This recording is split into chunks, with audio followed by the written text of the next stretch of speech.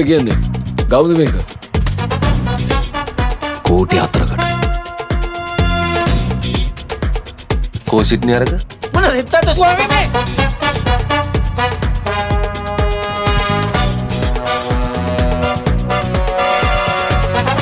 ඇල්ලිගේ පුතෝ එමුදලාලිදාව මාව හොයාගෙන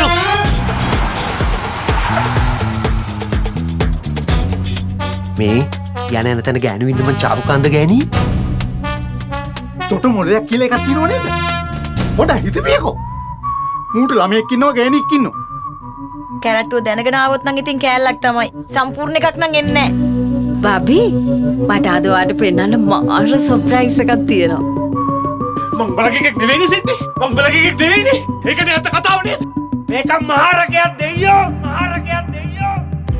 අම්මා පල්ලා බඹරුන් අත වරද නැති.